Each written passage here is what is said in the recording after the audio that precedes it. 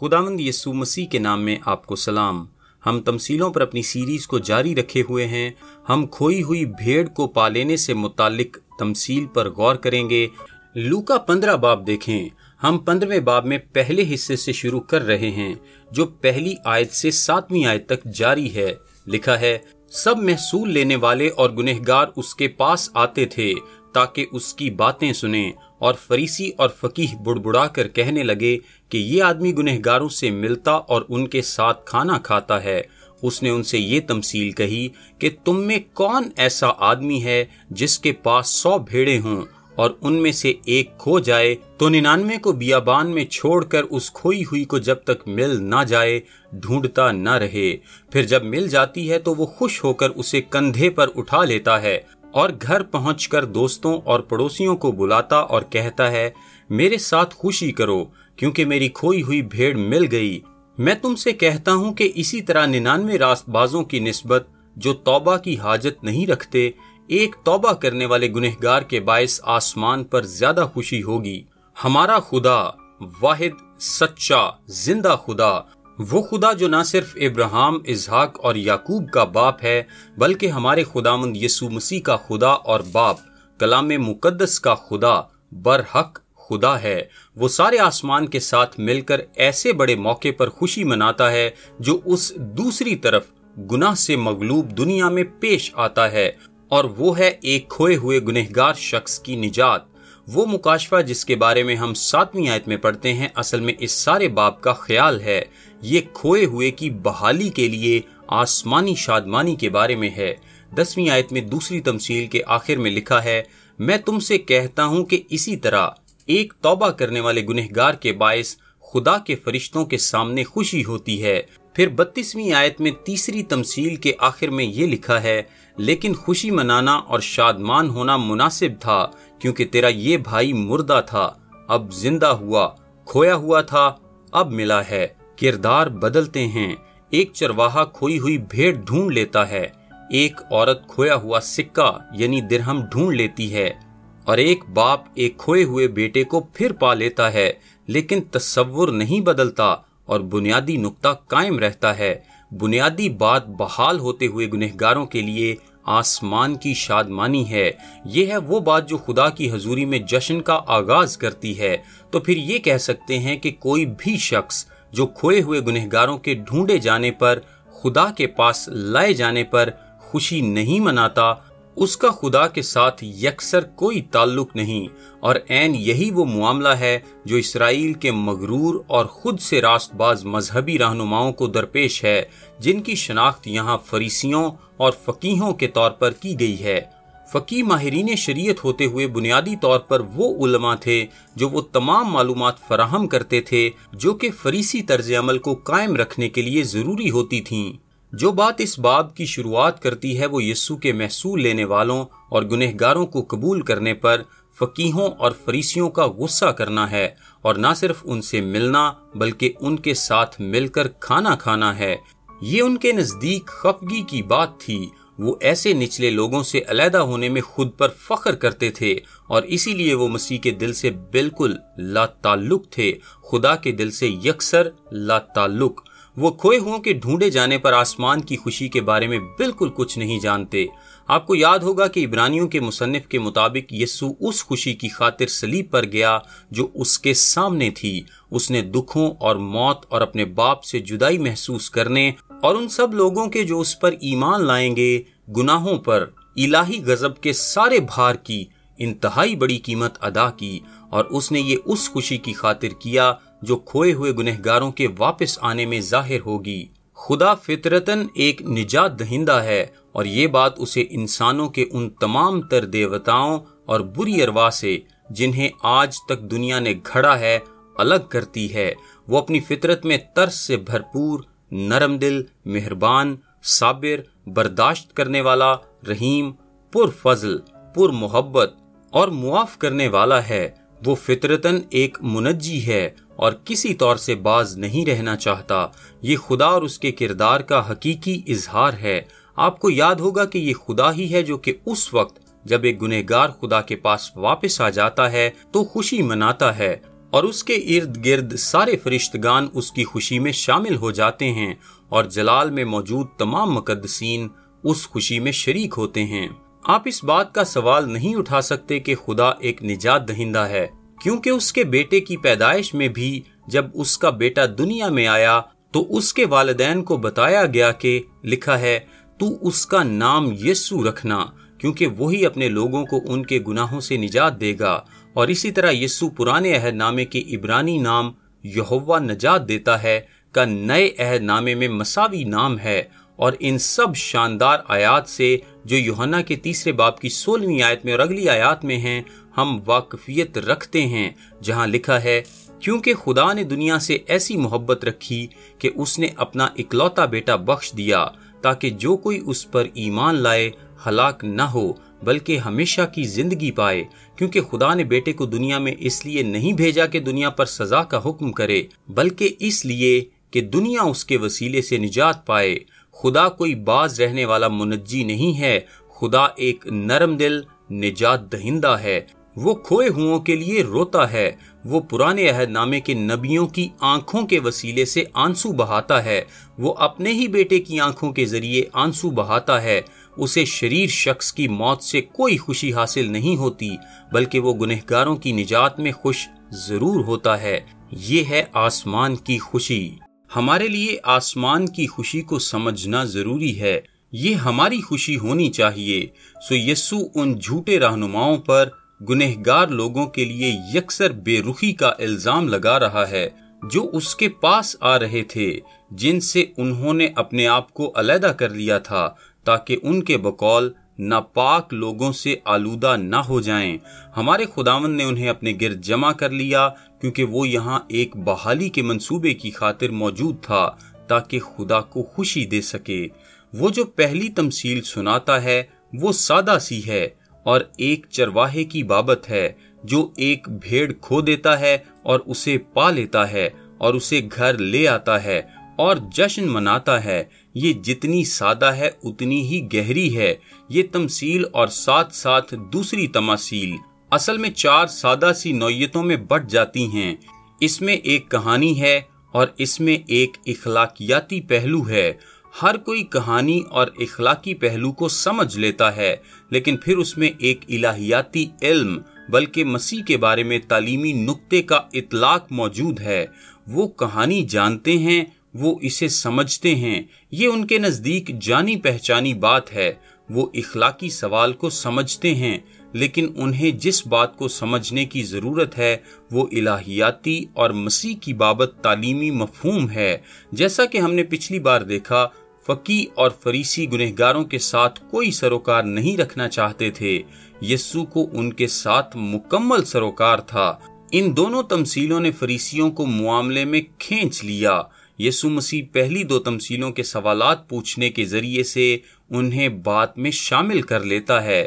یہ نہ صرف سوالات ہیں بلکہ دوسرا یہ کہ وہ انہیں ان میں شامل کرتا ہے، ان سے سوال پوچھنے کے ذریعے سے، اور یہ اس طور سے کہ گویا وہ کہانی میں موجود شخصیات ہوں، اور یوں انہیں مرکزی کردار کے تجربے اور سوچوں میں شامل کر لیتا ہے تاکہ وہ حقیقتاً اپنے خیالات میں کردار کو نبھا سکیں۔ اور ایک بار جب وہ کہانی میں شامل ہو چکے ہوتے ہیں، ایک بار جب انہوں نے خود اپنے ذہنوں میں اس بات کو تسلیم کر لیا ہوتا ہے کہ کون سا کام کرنا ٹھیک ہے، تو پھر وہ ایک ایسی صورتحال سے دوچار ہو جاتے ہیں جہاں انہیں اس کے اصل اطلاق کو سمجھنا ہی پڑتا ہے۔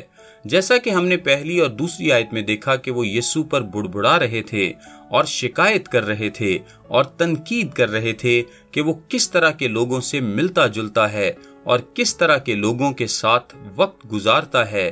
یہ کوئی نئی بات نہ تھی، یہ عین وہی پرانی بات تھی جو ہم یسوع کی خدمت میں تمام تر وقت میں دیکھتے آ رہے ہیں۔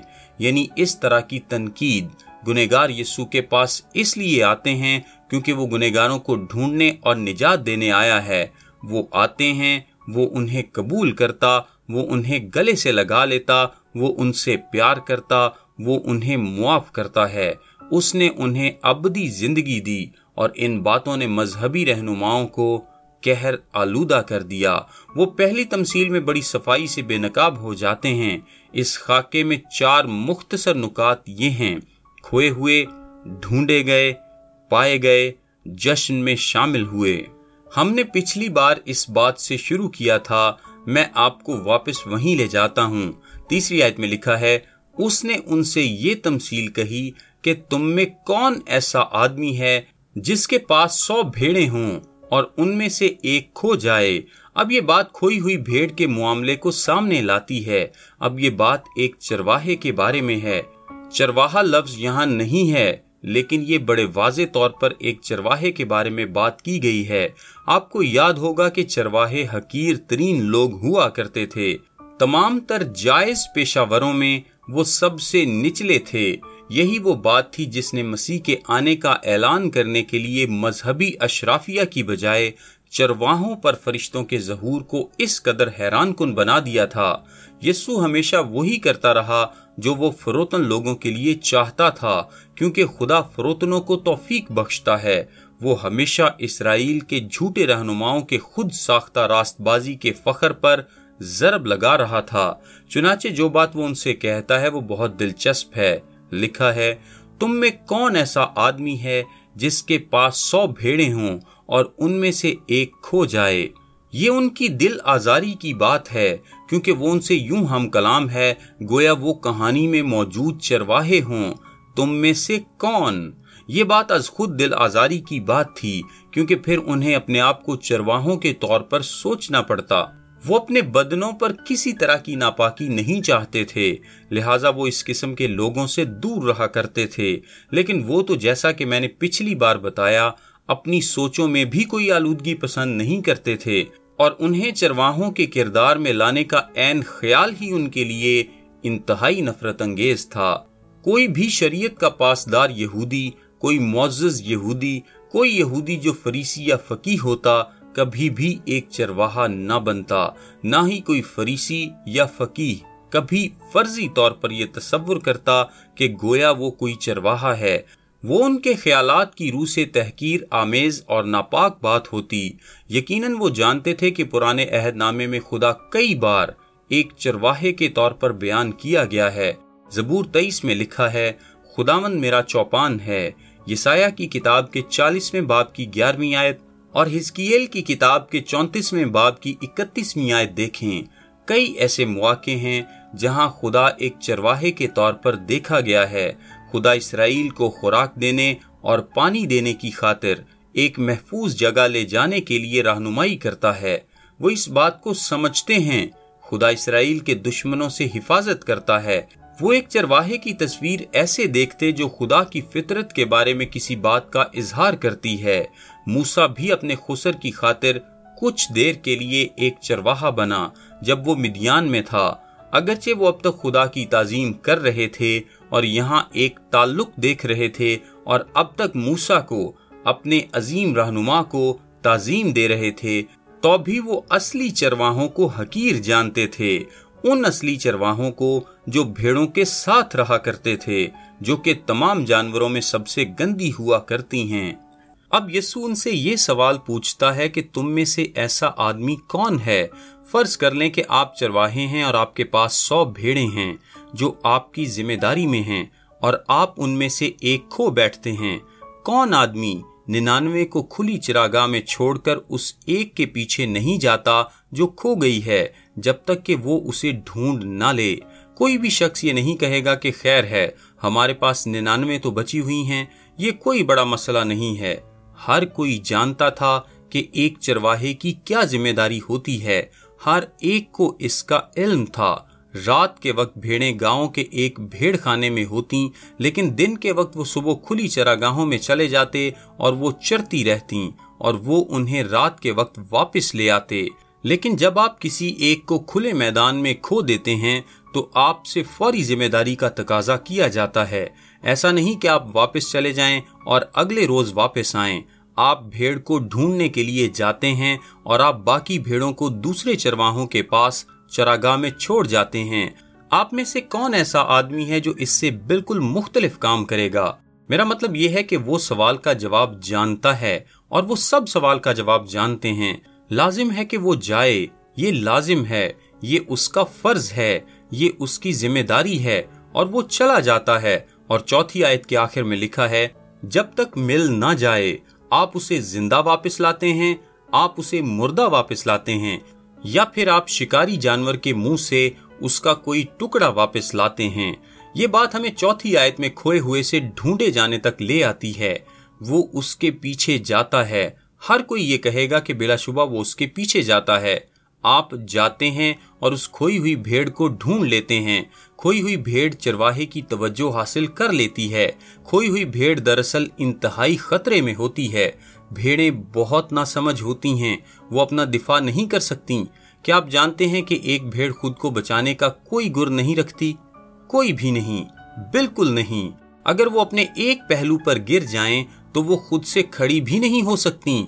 वो ना उम्मीद और बेयारो मददगार होती हैं। लिहाजा वो भेड़ जो भटक जाती है शिकारी जानवरों के खतरे में होगी, गिरने के, थकन के, पानी की किल्लत के खतरे से दो चार होगी। ये बात हमें तीसरे पहलू की तरफ ले आती है, जो है मिल जाना। 5वीं आयत में लिखा है, जब मिल जाती है वो खुशी मनाता हुआ उसे अपने कंधों पर उठा लेता है। जब यानी कि कोई इंतखाब करने की बात नहीं है, ये नहीं कि अगर, बल्कि जब, क्योंकि उसके पास कोई मुतबादिल मौजूद नहीं। ये चरवाहा सुस्त नहीं, ये चरवाहा ला ताल्लुक नहीं, और ना ही कोई चरवाहा हो सकता है। ये चरवाहा खौफजदा भी नहीं। वो बियाबान को समझता है, वो अपने दिनों को वहीं बाहर बसर करता है। वो जानवरों के बारे में जानता है और वो उसे ढूंढता है जब तक कि वो उसे मिल ना जाए। चाहे ये कितना ही मुश्किल काम क्यों ना हो, वो उसे ढूंढता है, और जब वो उसे ढूंढ लेता है तो वो उसे अपने कंधों पर उठा लेता है। आप सोचते होंगे कि 5वीं आयत यूं होगी कि जब वो उसे ढूंढ लेता है तो उसे अपने कंधों पर उठा लेता है बड़ी दिक्कत और तकलीफ के साथ, क्योंकि उसका वजन तकरीबन 30 से 35 किलोग्राम होता है। लेकिन नहीं, वो खुशी से ऐसा करता है, और हर कोई इस बात को भी समझ जाएगा। उसने भेड़ ढूंढ ली है। भेड़ की तो फिर कदर कीमत होती ही है। ये बात हमें चौथे पहलू तक ले आती है। खोए हुए ढूंढे गए, पाए गए, और चौथे नंबर पर जश्न में शामिल हुए। वापस आते हुए रास्ते में उसके अंदर एक शख्सी शादमानी जारी है। लेकिन 6ठी आयत कहती है, लिखा है, और घर पहुंचकर दोस्तों और पड़ोसियों को बुलाता है और कहता है, मेरे साथ खुशी करो क्योंकि मेरी खोई हुई भेड़ मिल गई। ये एक गांव है, और फिर इस भेड़ का सारा वजन बर्दाश्त करते उस पथरीले इलाके के एक दुश्वार और मेहनत तलब सफर के बाद बिल आखिर वो घर पहुंच जाता है। इसमें कोई शक नहीं कि फकीह और फरीसी भी इस मंजर से वाकिफ होंगे। वो देहातों, कस्बों और वहां के सारे इलाकों में रहते थे। इस मौके पर यीशु उन्हें अपनी कहानी में मुकम्मल तौर पर महव कर चुका है। अब वो बात जो वो सुनने को है वो है इसका अमली इतलाक। उन्होंने तमसील के बारे में और तमसील की इखलाकियात के बारे में जो कुछ भी समझ हासिल की थी, लेकिन अब वो इलाहियाती तालीम और मसीह के बारे में इल्म पाने को थे। 7वीं आयत में लिखा है, मैं तुमसे कहता हूं कि इसी तरह से जैसे एक खोई हुई भेड़ जिसे वापस घर लाया गया है उसके लिए गांव में खुशी होती है, इसी तरह 99 रास्तबाजों की निस्बत जो तौबा की हाजत नहीं रखते, एक तौबा करने वाले गुनहगार के बायस आसमान पर ज्यादा खुशी होगी। ये सारी तमसील खुदा की उस खुशी से मुतालिक है जब एक खोया हुआ गुनहगार ढूंढा जाता है और मिल जाता है और बहाल किया जाता है। अब बात यह है कि ये कैसे मुमकिन है कि खोए हुए को ढूंढने और बचाने की खातिर खुदा इस कदर ख्वाहिशमंद है, खुदा इस कदर मुश्ताक है, खुदा इस कदर फिक्रमंद है, और तुम जो जमीन पर खुदा के नुमाइंदे होने के दावेदार हो, कैसे खोए हुओं को हकीर जानते हो? ऐसा कैसे हो सकता है? इसे इस तरह से भी कहा जा सकता है, तुम खुदा के दिल से इससे ज्यादा दूर नहीं हो सकते। मत्ती की इंजील का 9वां बाब बताता है कि यीशु तालीम दे रहा था और अपने मोजज़ात कर रहा और लोगों को रोगों और बीमारियों से आजाद कर रहा था, और ये बाब बताता है कि वो तरस से भर गया क्योंकि उसने उन सब लोगों को यूं देखा गोया वो उन भेड़ों की मानिंद हैं जिनका चरवाहा न हो। कोई नहीं था जो आए और उन्हें ढूंढे, कोई नहीं था जो उन्हें बचा ले, कोई नहीं था जो आए और उन्हें उनकी नाउम्मीदी, बेबसी, जख्मी और तकरीबन बेजान हालत से बाहर निकाले और उन्हें वापस लेकर आए। फकीह और फरीसी कैसे रियाकार लोग थे, वो खुदा के बारे में कुछ नहीं जानते थे, वो चौपानी के बारे में कुछ नहीं जानते थे। इस बात के इतलाक से सारी कहानी फौरन उनके जहनों में मुतहरिक हो जाती है और वो बेनकाब हो जाते और मुल्जिम ठहरते हैं। खुदा मसीह में वो चरवाहा है जो खोए हुओं को ढूंढता है। खुदा जो मसीह में मुजस्सम हुआ वो चरवाहा है जो खोए हुओं को तलाश करता है। लूका की इंजील के 19वें बाब की 10वीं आयत में लिखा है, क्योंकि इब्ने आदम खोए हुओं को ढूंढने और निजात देने आया है। ये मसीह में खुदा है जो न सिर्फ ढूंढता है बल्कि पा भी लेता है। जैसे पतरस कहता है, ये वही है, ये हमारी रूहों का वो सरदार गलाबान है जो हमारे पीछे आता है और हमें ढूंढ लेता है। और मुझे जो बात बहुत पसंद है वो ये है कि ये मसीह में जाहिर हुआ खुदा है जो बहाली का सारा बोझ उठाता है। मसीह में खुदाए मुजस्सम की ये तस्वीर जो भेड़ को अपने कंधे पर उठा लेता है और तारीकी में घर तक के सारे रास्ते में भेड़ को लिए फिरता है, इस कहानी में मसीह की मरकजियत का इजहार है। यकीनन यहाँ कफारा मौजूद है, बिल्कुल है। ये मसीह है जो खोए हुओं को ढूंढता है। ये मसीह है जो जिसे भी ढूंढता है उसे पा लेता है, क्योंकि वो अपनी भेड़ को जानता है। और ये मसीह है जो उनकी बहाली का सारा बोझ उठाता है। दर हकीकत ऐन इसी काम में चरवाहा एक बहुत बड़ी कुर्बानी दे रहा था, तकलीफ, दुख उठा रहा था ताकि घर तक का सारा बोझ उठाए रहे। सो यीशु मसीह हमारे वापस आने का सारा बोझ उठाता है, हमारी बहाली का सारा बोझ। जब हम खोए हुए होते हैं और तन्हा और ना उम्मीद और बेमदद और तकरीबन बेजान होते हैं, तो वो हमें ढूंढ लेता है और वो हमारी तरफ आता है और वो हमें उठा खड़ा करता है और वो हमें अपने कंधों पर उठा लेता है। और इस सब में कोई ऐसा काम नहीं था जो भेड़ कर सकती थी या उसने किया, सब यीशु ने किया। वो यूहन्ना की इंजील के 10वें बाब में कहता है, लिखा है, अच्छा चरवाहा मैं हूँ, अच्छा चरवाहा भेड़ों के लिए अपनी जान देता है। 14वीं आयत में दोबारा लिखा है, अच्छा चरवाहा मैं हूँ। फिर 15वीं आयत में लिखा है, मैं भेड़ों के लिए अपनी जान देता हूँ। वो ऐसा चरवाहा है जो भेड़ को वापस लाने के लिए जो भी कुर्बानी देनी हो देता है। ये मुझे यसाया 53 बाब की याद दिलाता है, उस शानदार बात की जो मसीह से मुतालिक है। लिखा है, तो भी उसने हमारी मुशक्कतें उठा लीं और हमारे गमों को बर्दाश्त किया, पर हमने उसे खुदा का मारा कूटा और सताया हुआ समझा। हालांकि वो हमारी खताओं के सबब से घायल किया गया और हमारी बदकिरदारी के बायस कुचला गया। हमारी ही सलामती के लिए उस पर सियासत हुई, ताकि उसके मार खाने से हम शिफा पाएं। हम सब भेड़ों की मानिंद भटक गए, हम में से हर एक अपनी राह को फिरा, पर खुदावंद ने हम सब की बदकिरदारी उस पर ला दी। वो इस सब की बर्दाश्त करता है। ये सब फजल की बदौलत है, ये सब मसीह की बदौलत है। हम वो सब जो कर सकते हैं ये है कि अपने गुमराह होने और अपने बेमदद होने और अपने बेउम्मीद होने को तस्लीम करें और उस बड़े चरवाहे के आगे ईमान में झुक जाएं जो हमें उठा लेता है। चरवाहा ढूंढता है, चरवाहा पा लेता है, चरवाहा उठा लेता है, चरवाहा लिए फिरता है, चरवाहा बहाल करता है और चरवाहा जश्न का एहतमाम करता है। वो ये कहते हुए तमसील को खत्म करता है, लिखा है, इसी तरह 99 रास्तबाजों की निस्बत जो तौबा की हाजत नहीं रखते, एक तौबा करने वाले गुनहगार के बायस आसमान पर ज्यादा खुशी होगी। वो गुनहगार जो तौबा करता है एक भेड़ की मानिंद है। वो बेमदद है, अपनी बेबसी, खतरे, कमजोरी, जरूरत, मायूस कुन सूरत हाल को समझता है और जिंदगी के लिए सिर्फ एक उम्मीद और बचने के लिए सिर्फ एक उम्मीद की जरूरत को जान लेता है और बड़े चरवाहे के हाथों में अपने आप को सौंप देता है और उसके कंधों पर कुली तौर पर आराम करता है जब तक कि वो उसे वापस घर न ले आए। ये उन 99 रास्तबाज लोगों के साथ एक वाज़े मुआजना है जिन्हें तौबा करने की हाजत नहीं। ये हमारे लिए कैसे शर्फ की बात है कि बहाली के इलाही काम में शरीक हों।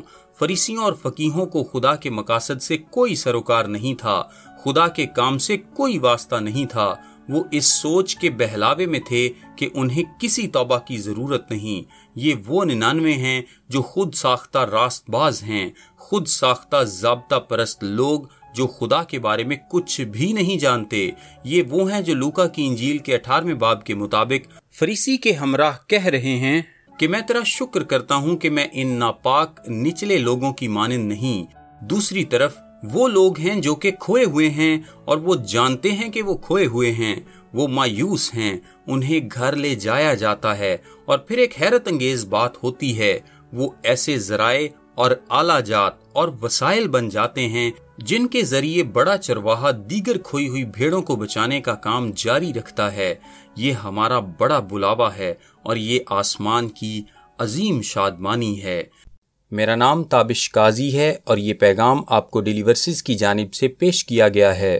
ہم سوموار سے جمعہ یعنی ہفتے میں 5 دن انگلش، اردو اور آڈیو میں ایسے پیغامات واٹس ایپ سروس کے ذریعے بھیجتے ہیں۔ اگر آپ اپنے نمبر پر یہ سروس حاصل کرنا چاہتے ہیں تو ابھی اپنا نام اور شہر کا نام لکھ کر 0333 80 20 972 973 یا پھر 974 پر واٹس ایپ میسج کریں۔ خدا آپ کو برکت دے، آمین۔